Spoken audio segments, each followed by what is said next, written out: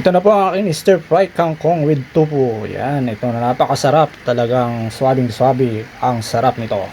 Talagang makaparamihan na ng kain ka na to. Kaya titikman na natin para sigurado. I-judge natin to kung talagang masarap. Ang aking stir fry kangkong with tupo. Yan. Yan, titikman ko na yung aking stir fry kangkong with tupo. Kung talagang the best. Tikman mo natin sa kangkong.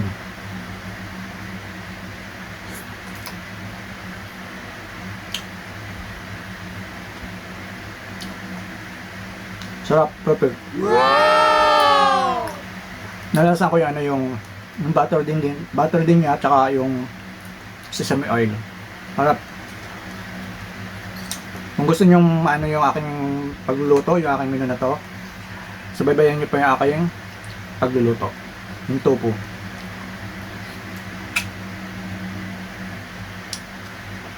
Perfect, sarap. Sobra.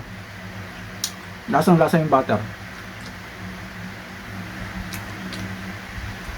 Sarap.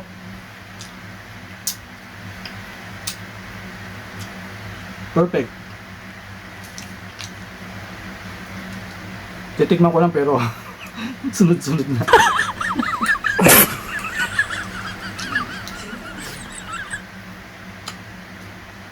Sarap sobra. Naglagay pa ako ng butter at saka oil. Kasi dati noon, pag ako nagluluto ng tofu, oil lang. Kasi bilang isang cook, kailangan natin pasarapin natin yung pagkain. Siyempre, kailangan natin ng experience na kailangan natin na magandang presentation o magandang lasa. Yan, nilagyan po natin ng butter para lalong sumarap ang ating lulutuin. At sigurado, manunuot po talaga ang sarap niyan sa ating tofu kapag yan ay nag-melt na. Yan, mainit na po ang ating oil at saka yung nihalo kong butter. Lagyan natin po yung ating cube cut na tofu.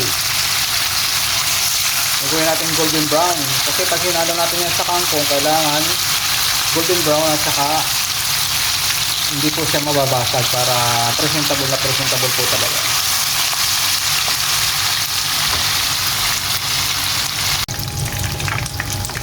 Yan, luto na ang aking golden brown na tofu. Kaya hanguin ko na yan para isunod ko na po ang aking igisa na sibuyas at bawang. Bali, biniwasan ko lang siya ng mantika kasi sobrang dami. Yan, ilalagay ko na aking bawang. Kailangan natin yung golden brown yan para lalong sumarap ang ating pagkain. Na napakaraming bawang.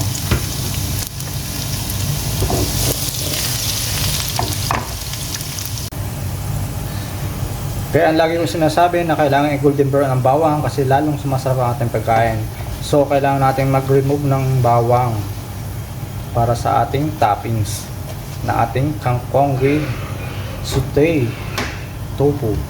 Ayan, okay na yan. Tapos lagay ko na ating red onion. Yan, okay na ang sibuyas bawang. Ilagay natin yung stock. Kasi yung stock kasi yung pinakamatigas sa ating kangkong. Kaya itong una natin dapat lagi nating unahin ang stock.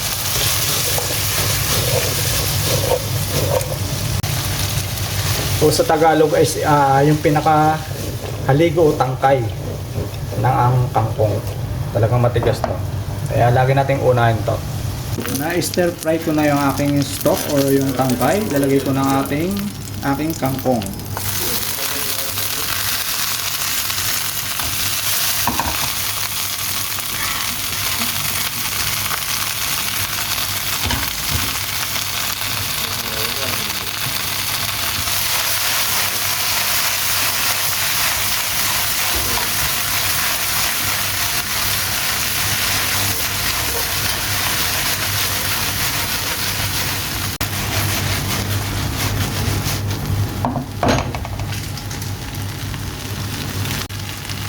Siyempre ang pampalasa.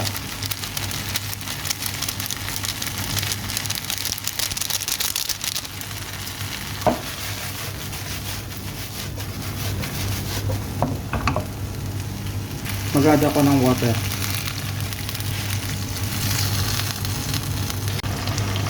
Add ko na aking chili. Ang chili ko dito para yung sari-saring kulay kasi ang pinipili ko kasi yung kamura-murahan na chili. Kasi yung chili cream dito napakamahal.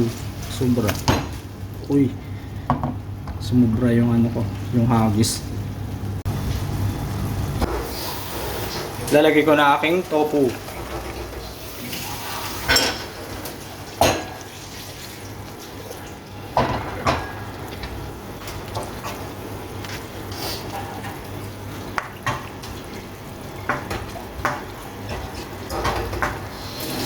Haluin lang. Mix ng i-mix para lumabas ang sarap ng ating butter sa tofu. Siyempre, kailangan natin lagyan natin ng sesame oil. Ang sesame oil kasi pang malinamnam and pang yummy. Sesame oil.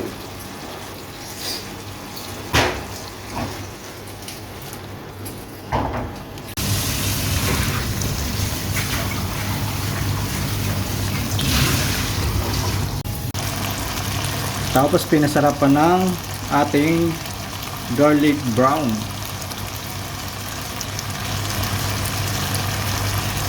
Thank you very much for watching. Bye bye po. God bless all.